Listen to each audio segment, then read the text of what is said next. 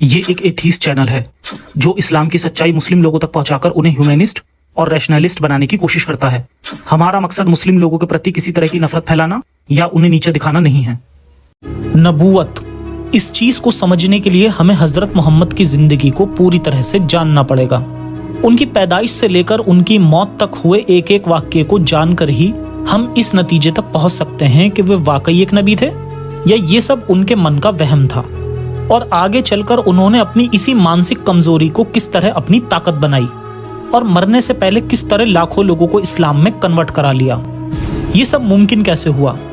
इसी सच से पर्दा हटाने के लिए मैं ये सीरीज लाया हूँ जिसमें हम मोहम्मद साहब की पूरी जिंदगी में हुए एक एक घटना और इनकी एक एक जंग करने के पीछे की असल कहानी और साथ ही साथ कुरान की आयतों के नाजिल होने की असल वजह और इनकी सारी बीवी और इनके साथियों की कहानी को जानने की कोशिश करेंगे, जिससे मोहम्मद साहब को हम पूरी तरह से समझ सकें। इस पूरी सीरीज में हम उन पॉइंट्स पर गौर करेंगे जिनसे साफ जाहिर होता है कि मोहम्मद साहब की पूरी जिंदगी में सिर्फ इंसानी फितरतें ही मौजूद थीं। यहाँ खुदा जैसी किसी चीज का कोई दखल नहीं था। मोहम्मद साहब ने अपनी जिंदगी में सिर्फ वही काम किए जो शायद एक बादशाह अपनी जिंदगी में करता।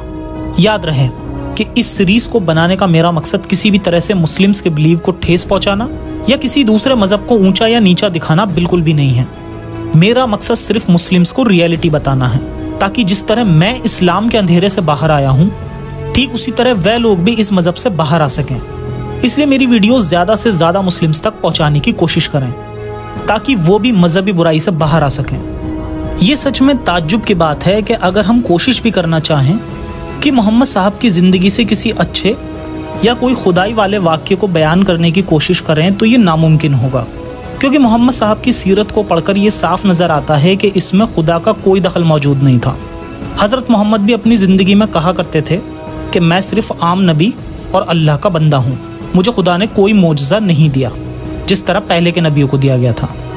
और मोहम्मद साहब के नाम पर जो मोजज़ात गढ़े गए हैं उन्हें किसी भी तरह से सच साबित नहीं किया जा सकता, क्योंकि इस तरह के करिश्मे इस्लाम को वजूद में लाने वाले खलीफाओं ने अपने अपने वक्त में गढ़े थे, जिनका साइंस और लॉजिक से दूर दूर तक कोई लेना देना नहीं है। मैं इस सीरीज में उन्हीं मिथोलॉजी को एक्सप्लेन करूंगा जिसमें खुद इस्लामिक स्कॉलर्स बिलीव करते हैं, और इस काम के लिए मैं कुरान, हदीस, तफसीर, मोहम्मद साहब की ज़िंदगी पर लिखी गई एंशंट सीरत यानी बायोग्राफी जैसे इब्न हिशाम, तबकात इब्न साद, तारीख़ अल-तबरी, अल-बिदाया व अन-निहाया और सीरत हल्बिया जैसी किताबों का सहारा लूँगा। और कुछ कहानियाँ जिनका ताल्लुक़ कुछ हद तक शिया बिलीव से है उसके लिए शियाओं की किताबों का भी हवाला दूंगा। ये एक लंबी सीरीज़ होगी, मगर मैं कोशिश करूँगा कि इस सीरीज़ का हर एक वीडियो अपने अपने टॉपिक पर पूरी तरह से कंप्लीट हो, यानी हर एक वीडियो अपने आप में एक मुकम्मल वीडियो हो। अगर कोई सीरीज़ की किसी वीडियो को बीच में से भी देखे तो वे उतनी कहानी अपने आप में मुकम्मल होगी, मगर मेरा रिकमेंडेशन होगा कि इस सीरीज़ को शुरू से ही देखा जाए, जिससे अगर किसी को इस्लाम और मोहम्मद साहब की ज़िंदगी की बहुत कम जानकारी है तो उसे भी इस सीरीज़ के ज़रिए बहुत कुछ जानने और सीखने को मिलेगा। खैर, अब बात करते हैं आज के टॉपिक की। आज से 1 साल पहले 12 रबीउल अव्वल यानी मोहम्मद साहब की मौत और जन्म के दिन मैंने ये वीडियो बनाई थी जिसमें मैंने ये बात कही थी। मोहम्मद साहब की वफात से पहले मैं उनके पैदाइश पर वीडियो बनाने वाला था, पर फिर मैंने अपना इरादा बदल दिया, क्योंकि मेरा मकसद समाज को ये संदेश देना बिल्कुल नहीं है कि एक इंसान के अच्छे या बुरे होने से उसके जन्म का कोई लेना देना होता है। एक बच्चा मासूम पैदा होता है, उसका बाप लीगल था या इलीगल, इसमें उसकी कोई गलती नहीं होती, और मैं इस चीज के खिलाफ हूँ कि किसी को इस बेस पर जज किया जाए, और इसी को इंसानियत कहते हैं। जी हाँ, एक इंसानी नजरिए से किसी को इस बात पर जज करना गलत है, इसलिए मैंने इससे पहले कभी भी इस टॉपिक पर बात नहीं की थी।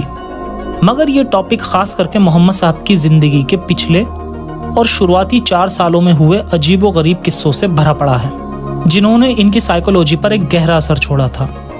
शायद इसी किस्से की वजह से मोहम्मद साहब ने आगे नबी होने का दावा किया हो। तो जानते हैं उनकी पैदाइश के ताल्लुक से सारी कहानी। अब्दुल्ला और अमीना की शादी। हजरत मोहम्मद का जन्म आज से करीब 1400 साल पहले मक्का के कुरैशी नामक कबीले में हुआ था। उस वक्त मक्का में पैगन्स लोग रहा करते थे, जिसके साथ साथ पूरे अरब में क्रिश्चियनिटी, जुडाइज्म और अलग अलग मजहब के लोग एक साथ मौजूद थे।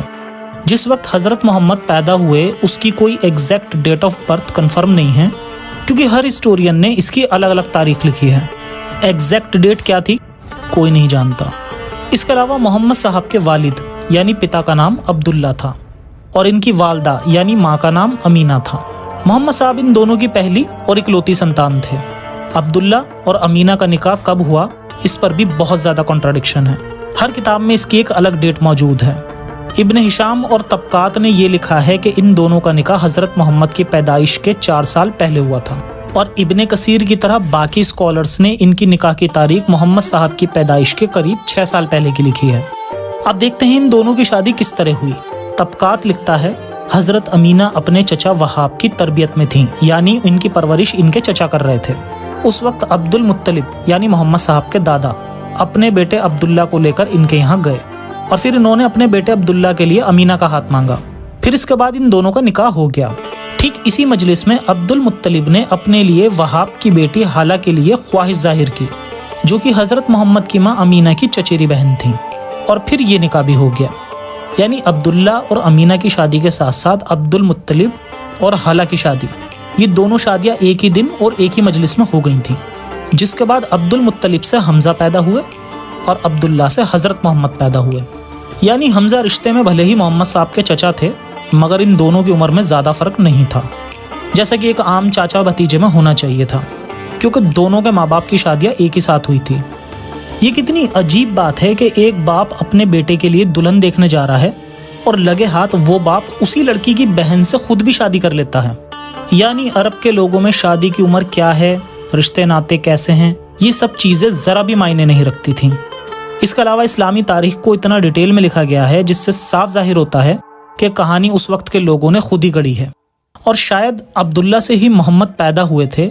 ये साबित करने के लिए इन्होंने खुद ही मोहम्मद के पिता यानी अब्दुल्ला के कैरेक्टर पर एक गंदा धब्बा भी लगा दिया, जिससे वो शादी के ठीक अगले ही दिन अपनी वाइफ को चीट करने की कोशिश कर रहे हैं।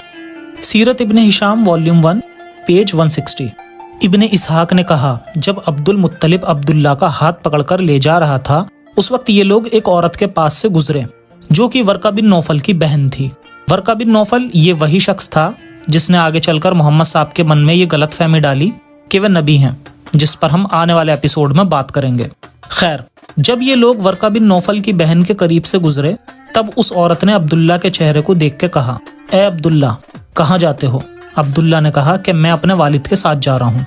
इस औरत ने कहा कि मैं तुम्हें इतने ही ऊंट दूंगी जितने तुम्हारे फिदिये में ज़िबा हुए थे, तुम बस मेरे साथ हम बिस्तर हो जाओ, यानी सेक्स कर लो। ये अब्दुल्ला के बचपन का वाक़या था, जब अब्दुल मुत्तलिब खुद अपने बेटे की कुर्बानी करने वाला था, मगर बाद में इसके बदले में 100 ऊँटों की कुर्बानी दे दी थी। यहाँ वर्का बिन नौफल की बहन मोहम्मद के वालिद अब्दुल्ला के सामने खुद को ऑफर कर रही है और बदले में 100 ऊँट देने को भी कहा, जिसके जवाब में अब्दुल्ला ने बस इतना कहा कि वो इस वक्त अभी अपने वालिद के साथ है। फिर इनके वालिद इन्हें ले गए और इनका निकाह अमीना से करा दिया।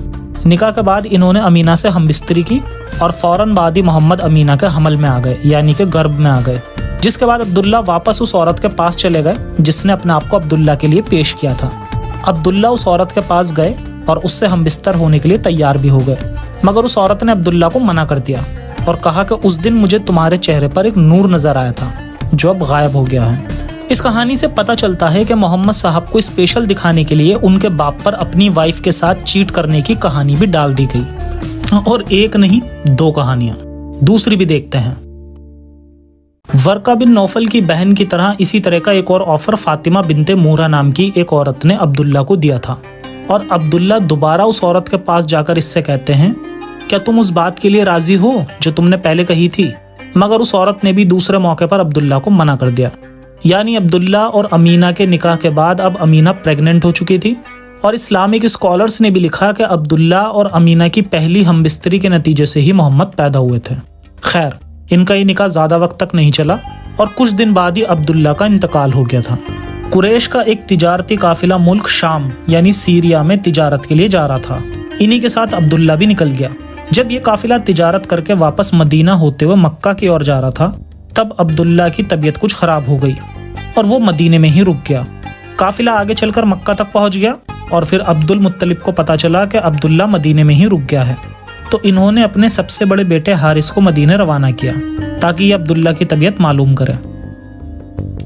जब हारिस वहां पहुंचे तो इन्हें पता चला कि अब्दुल्ला का इंतकाल हो चुका है।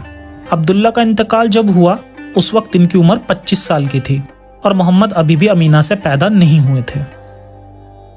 अब्दुल्ला की मौत कब हुई इसकी अलग अलग रिवायत है, मगर सबसे सही और ऑथेंटिक रिवायत कहती है कि रसूल अल्लाह अपनी वालिदा यानी अपनी माँ की कोख में ही थे जिस वक्त अब्दुल्ला इंतकाल कर गए। अब देखते हैं मोहम्मद साहब की जिंदगी के उन लम्हों की तरफ जब उन पर उनके वालिद के ताल्लुक से सवाल किए जा रहे थे।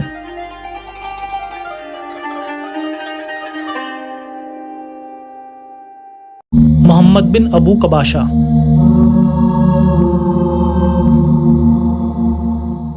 मोहम्मद साहब का पूरा नाम मोहम्मद बिन अब्दुल्ला था, मगर मक्का के लोग मोहम्मद साहब को मोहम्मद बिन अबू कबाशा कहकर पुकारने लगे थे, यानी वालिद अब्दुल्ला की जगह किसी और का नाम रखकर मोहम्मद पर तंज कसते थे।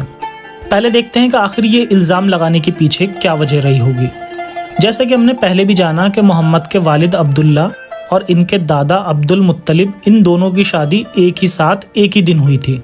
और फिर इस्लामिक हिस्टोरियंस ने भी लिखा कि पहली हमबिस्तरी से ही अब्दुल्ला से मोहम्मद और अब्दुल मुत्तलिब से हमजा पैदा हुआ था, यानी इन दोनों चाचा भतीजों की उम्र लगभग एक जैसी होनी चाहिए थी, क्योंकि ये दोनों ही अपने माँ बाप की पहली संतान थे। मगर इस शादी के पहले साल ही हमजा पैदा हो जाते हैं, मगर उस साल मोहम्मद पैदा नहीं हुए और इनके वालिद अब्दुल्ला का इंतकाल भी हो जाता है। फिर मोहम्मद सीधा 4 साल के बाद जाकर पैदा होते हैं, जबकि उस वक्त तक अमीना का कोई भी शौहर नहीं था। अल मगाजी में लिखा है कि इब्न अब्बास मोहम्मद से 30 साल बड़े थे और हमजा मोहम्मद से 4 साल बड़े थे। और यकूबी ने लिखा कि शादी के 2 साल के बाद मोहम्मद पैदा हुए, यानी इस्लामिक हिस्टोरियंस ही आपस में कॉन्ट्राडिक्ट कर रहे हैं। इसके अलावा सीरत हल्बिया में लिखा है कि हजरत हमजा हजरत मोहम्मद से 2 साल या 4 साल बड़े थे और इन दोनों के माँ बाप की शादियाँ एक ही दिन में हुई थी और पहली ही हमबिस्तरी में हजरत अमीना प्रेग्नेंट भी हो गई थी। इसके आगे लिखा है कि एक वक्त में शादी होने के बावजूद भी मोहम्मद और हमजा की उम्र में बहुत फर्क था। इसीलिए इस मसले को यह कहकर दूर किया जा सकता है कि हजरत मोहम्मद पहली हमबिस्तरी से नहीं हुए हों। अल्लाह बेहतर जाने सच क्या है, यानी इस्लामिक स्कॉलर्स को भी नहीं पता कि सच क्या है। हर किसी की लिखी बात अपने आप में ही कॉन्ट्राडिक्ट करती है। इन सब के अलावा कुतुरबी ने एक अजीब बात लिखी, एक बच्चा माँ के रहम में यानी गर्भ में 5 साल तक रह सकता है और ये भी मुमकिन है कि कोई बच्चा 5 साल या 10 साल या फिर उससे भी ज़्यादा देर तक गर्भ में रह सकता है। अब इसमें कोई दो राय नहीं कि इस तरह की इस्लामिक साइंस एक गप है, क्योंकि हम जानते हैं कि जो नॉर्मल प्रेगनेंसी होती है वह 37 से 41 हफ्ते की होती है और लॉन्गेस्ट प्रेगनेंसी सिर्फ कुछ और हफ्ते तक रह सकती है। ये कभी भी कई सालों तक नहीं होती, इसलिए 4 या 6 साल की प्रेगनेंसी होना मुमकिन नहीं है। और पूरी दुनिया में आज तक जो सबसे लंबी प्रेगनेंसी चली थी वो थी केवल 375 दिन की। शायद यही वजह रही होगी कि लोग मोहम्मद को इब्ने अबू कबाशा कहकर पुकारते थे, जिसका जिक्र बुखारी की एक हदीस में भी आता है। अबू सुफियान ने मोहम्मद साहब के लिए अबू कबाशा लफ्ज का इस्तेमाल किया था, क्योंकि कुफ्फार मक्का यानी मक्का के काफिर लोग हजरत मोहम्मद को तंज कसने के लिए उसे इब्ने अबू कबाशा यानी अबू कबाशा के बेटे के नाम से पुकारा करते थे। अबू कबाशा एक शख्स का नाम था जो बुतों की बजाय सितारों की पूजा किया करता था। खैर, सच क्या है कोई नहीं जानता और एक इंसानियत के नजरिए से ये बात मायने नहीं रखती कि किसका बाप कौन है। इंसान को उसके कैरेक्टर के बेस पर ही जज करना चाहिए, मगर मजहबी मोरालिटी इंसानियत से अलग हटकर होती है। एक शिया हदीस से पता चलता है कि एक दफा अबू जाफर ने फरमाया कि उस बच्चे में कोई भलाई नहीं है जो जिना की वजह से पैदा हुआ हो, ना ही इसकी खाल में, ना ही इसके बालों में, ना ही इसका गोश्त और खून में, और ना ही किसी और चीज में। नूह की कश्ती भी इन्हें उठाने में नाकाम रही, जबकि उसमें सूअर और कुत्ते भी सवार थे। जबकि इंसानियत कहती है कि किसी को भी इस बात पर जज नहीं करना चाहिए। आने वाली वीडियोस में हम मोहम्मद साहब की आगे की कहानी जानेंगे और उनके बचपन और कौन कौन सी घटनाएं पेश आईं। इन सब के अलावा आप मेरी बाकी सीरीज जैसे कि खिलाफत का खूनी खेल और बनु कुरैज़ा की कहानी देख सकते हैं। तो मिलते हैं जल्दी ही आगे की कहानी लेकर। तब तक के लिए सुरक्षित रहें और अपना और अपनों का ख्याल रखें। कट्टरता से बचें। जय हिंद, जय इंसानियत। साइंस हाफिज।